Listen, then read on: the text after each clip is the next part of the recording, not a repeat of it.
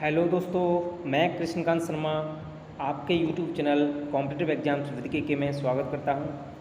To the point इस lecture के माध्यम से आज हमारा जो टॉपिक है वो है कैसे व्हाट्सएप हाई कोर्ट चला गया है। उसने हाई कोर्ट में केस दायर कर दिया है सरकार के खिलाफ।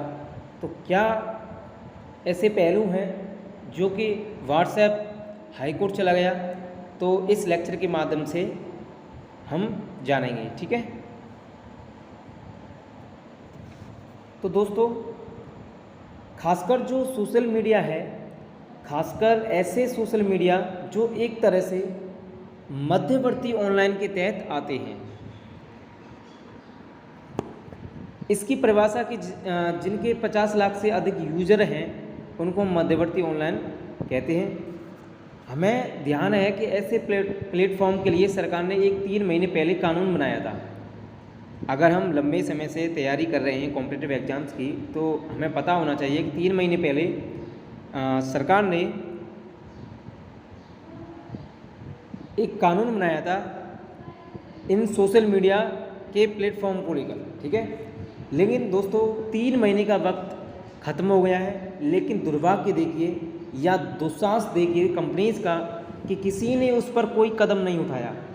सरकार ने जो कहा था कि ये आपको करना है, उस पर कुछ भी नहीं किया गया कंपनीज के द्वारा। अभी मैं उस कानून पर नहीं जाऊंगा कि उसमें क्या क्या प्रोविजंस रखे हैं, क्योंकि इतना समय नहीं है। आप इस लेक्चर के माध्यम से जो 3 महीने पहले जो कानून के अंदर प्रोविजंस लाए गए थे वो आप सर्च करके जानें और अपनी राइटिंग आंसर लिखने की एक प्रैक्टिस करें। ठीक है, तो दोस्तों ये 3 महीने पहले ये जो प्रोविजंस लागू किए गए थे इस कानून में, उनको किसी भी कंपनी ने उस पर गौर नहीं किया। तो दोस्तों उसको लेकर के सरकार ने 1 सप्ताह पहले अल्टीमेटम दे दिया है। सरकार ने कंपनीज को अल्टीमेटम दे दिया है कि आप ऐसा कीजिए वरना हमें स्ट्रिक्ट स्टेप लेने पड़ेंगे। लेकिन इससे पहले सरकार कोई कदम उठाती, व्हाट्सएप जो कंपनी है वो इसके खिलाफ हाई कोर्ट चली गई। उसने याचिका दायर कर दी, उसने केस दायर कर दिया हाई कोर्ट में। उसका जो केंद्र बिंदु है वो है कि इससे निजता के अधिकार का हनन होगा। व्हाट्सएप के जो केंद्र बिंदु है वो है कि इससे निजता के अधिकार का हनन होगा।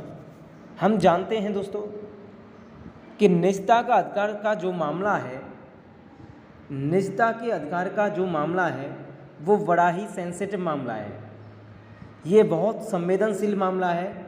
बहुत मुश्किल होता है कि हम कहाँ निजता के अधिकार को स्वीकार करें और कहाँ सही मायने में राष्ट्रीय संप्रभुता और सुरक्षा की सीमा की शुरुआत माने।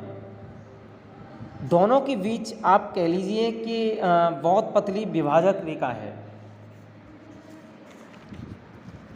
और जितने भी हमारे मूल अधिकार हैं सभी की स्थिति लगभग यही होती है, चाहे वो स्वतंत्रता का अधिकार हो और दूसरे अधिकार हो, क्योंकि अब सैल्यूट फ्रीडम जैसी तो कोई बात होती नहीं है। तो वही संकट अब यहाँ दिखाई दे रहा है।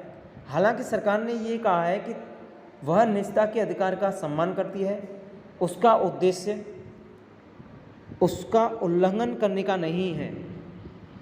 लेकिन व्हाट्सएप का कहना है कि कुछ इसमें ऐसे प्रोविजंस हैं कि अगर हमने उनको लागू किया कानून के तहत तो निजता के अधिकार का उल्लंघन होगा।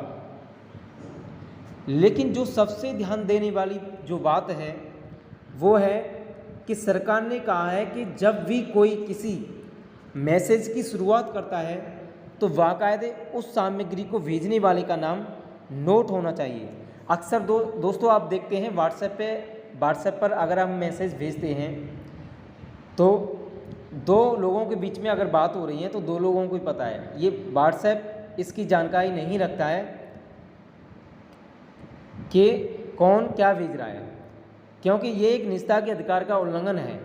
ठीक है, तो अब आप देखिए कि जैसे ही कोई प्लेटफॉर्म उसकी जानकारी या उसका नाम अपने पास रख लेता है, तो सीधी सी बात है कि यहीं पर उसके पहचान के उजागर होने का खतरा पैदा हो सकता है,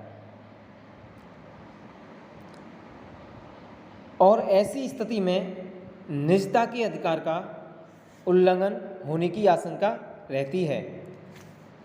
तो इसी को लेकर उन्होंने ये केस दायर किया है।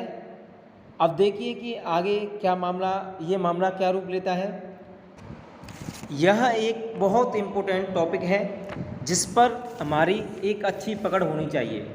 जब हम किसी कॉम्पिटिटिव एग्जाम्स की सिविल सर्विसेज की तैयारी कर रहे हैं तो हमें सोशल मीडियाज़ का एक स्पेशल टॉपिक है दोस्तों, उसके माध्यम से हमें जो 3 महीने पहले जो कानून में प्रोविजंस लाए गए थे उसको हमें ज़रूर देखना चाहिए कि उसमें क्या क्या प्रोविजंस डाले गए, किन किन का विरोध हो रहा है, क्यों विरोध हो रहा है, ये सारी बातें हमें पता होना चाहिए, क्योंकि हम सिविल सर्विसेज की तैयारी कर रहे हैं तो ये टॉपिक एक इम्पोर्टेंट हो जाता है।